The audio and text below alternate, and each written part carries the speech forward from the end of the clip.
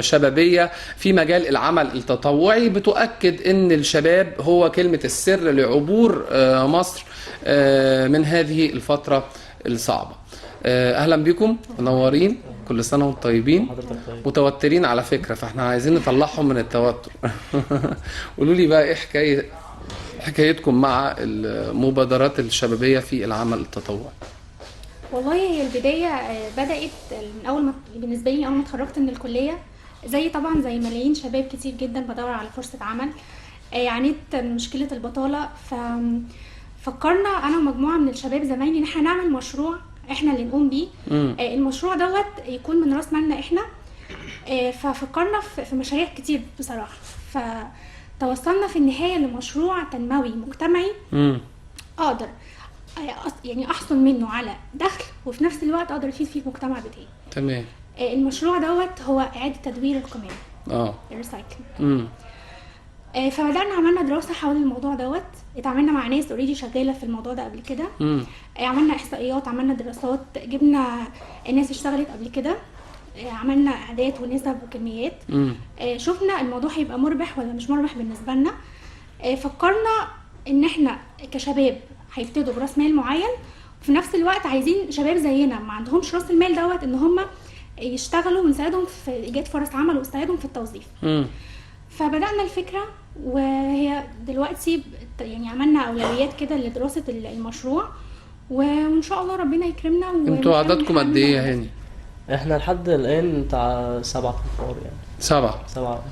طيب، يعني احكي لي بقى بالتفصيل، يعني هو لما اتجمعتوا مين صاحب الفكره؟ الباشمهندس محمد فريد. هو كان اقترح علينا الموضوع من احد الجمعيات، طبعا اقترح على برضه على بعض الجمعيات، وقعدنا مع بعضينا فكرنا ان احنا ننزلوا نعملوا الموضوع دوت في بعض المناطق في الاسكندريه.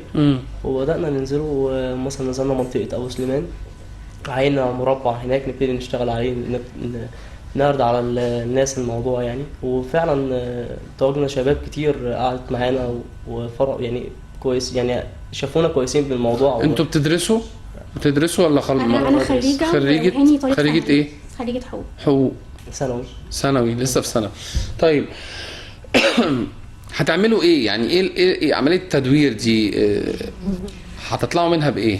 الفكرة احنا مرتبين شوية اولويات وخطوات كده هنبتدي نشتغل عليها. اول خطوة احنا محتاجين تعاون من المجتمع نفسه اللي احنا موجودين فيه. يعني بدأت الفكرة اننا محتاجين ربات البيوت تتعاون معانا. ازاي؟ هنبتدي نوزع اكياس، كيس اسود وكيس اخضر على سبيل المثال. طبعا حضرتك عارف مخلفات البيوت بيبقى فيها مواد عضويه ومواد غير عضويه. تمام. المواد العضويه بقى اللي هي بواقي الاكل، العيش، الحاجات اللي مش بتستخدم.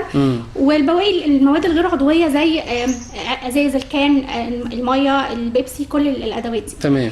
فهنبتدي نطلب منهم ان هم يساعدونا ان احنا نفرز المواد دي كلنا على حده، بحيث ان احنا لما نيجي نحاول ان احنا نجمع الادوات دي مره تانية، يبقى الموضوع سهل علينا في الفرز، وسهل علينا ان احنا نطلع منه دخل يساعدنا في المشروع بتاعنا. تمام. دي اول خطوه. تاني خطوه، جمعنا حوالي مثلا يعني كل مكان او كل حي احنا بنحاول ان احنا نجيب ناس موجوده في المكان نفسه او في الحي نفسه، بحيث ان سكان المنطقه ما يبقوش مخضوضين من ناس غريبه جايه تاخد منهم القمامه دي. تمام.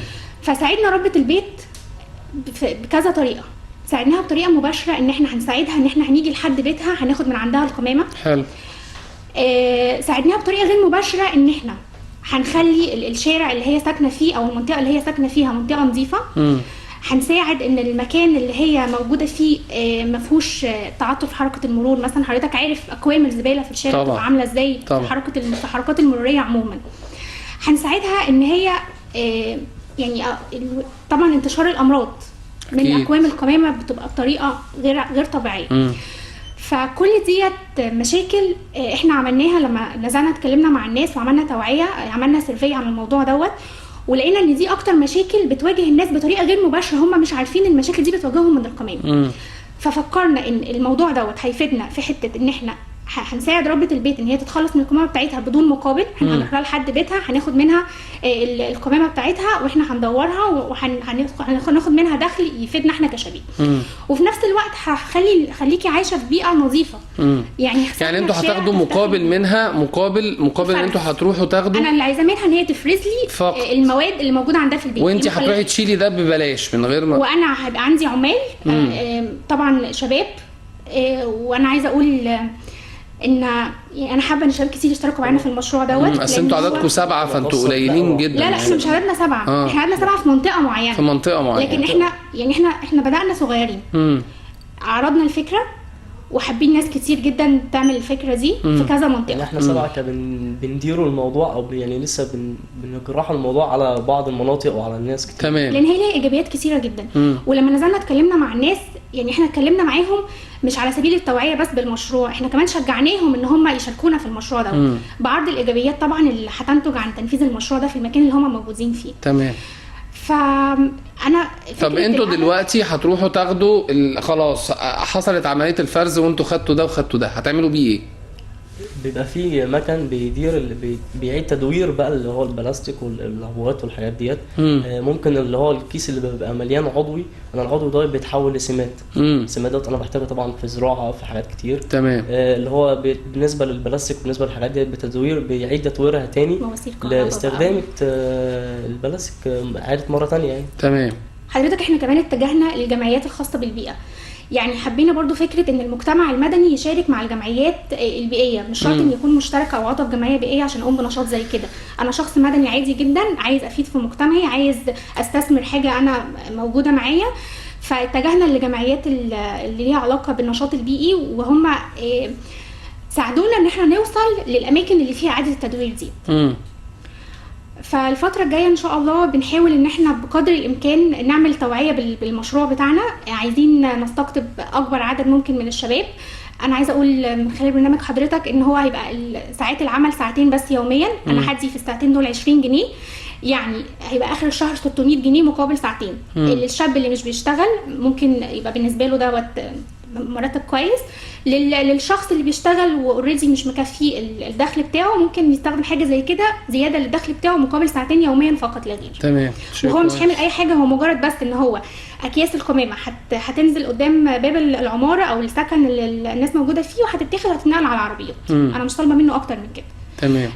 عايزه برضو انوه لفكره ان في ناس كتير لما عرضنا عليها المشروع دوت ابتدوا يتكلموا في حته يا جماعه قمامه واحنا خريجين جامعه واحنا ناس متعلمه، مؤهلات عليا جدا، مؤهلات عليا باعداد كبيره جدا، بتسافر بره بتغسل صحون وبتكني الشوارع وبتمسح عربيات. تمام. الموضوع مش مخجل تماما، بالعكس انت بتعمل حاجه بتكسب منها فلوس، وفي نفس الوقت انت بتفيد بيها مجتمعك وبتعيش في مجتمع نظيف. كلنا نفسنا نعيش في مجتمع نظيف.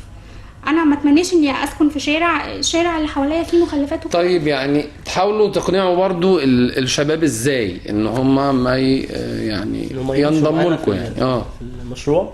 هو العموم يعني احنا بنقعد مع الشباب، احنا قعدنا مع شباب كتير في منطقه ابو سليمان، ادينا لهم الموضوع، اتكلمنا معاهم، قعدنا في احد الجمعيات، قعدنا اتكلمنا في الموضوع، في ناس كتير جدا وقفت معانا وبدانا نتكلموا مع الشباب وقفت معانا يعني في شباب بقى بينضم لكم. كمان حضرتك احنا دخلنا مشروع زيه زي اي مشروع. قمنا بعمل دراسه جدوى على ايد ناس متخصصه، نزلنا اتكلمنا مع ناس اوريدي شغاله في المشروع ده قبل كده بقالها سنين كتير، وعرفنا ايراداتنا قد ايه، مصروفاتنا قد ايه، ممكن الدخل اللي انا استفاد منه هيرضيني بشكل كافي ولا مش هيرضيني. فابتدينا نتكلم معاهم من النقطه دي، انا هكسب، انا مكسبي بنسبه كبيره، وفي نفس الوقت انت برضو داخلك فلوس بعدد ساعات قليل جدا. وفي نفس الوقت انت بتعمل حاجه انت نفسك هتبقى مرتاح انك عملت حاجه فايد بيها غيرك. تمام. طب احنا دلوقتي طرحنا المبادره دي على كل الشباب اللي بيشوفونا، لو هم عاوزين ينضموا لكم يعملوا ايه؟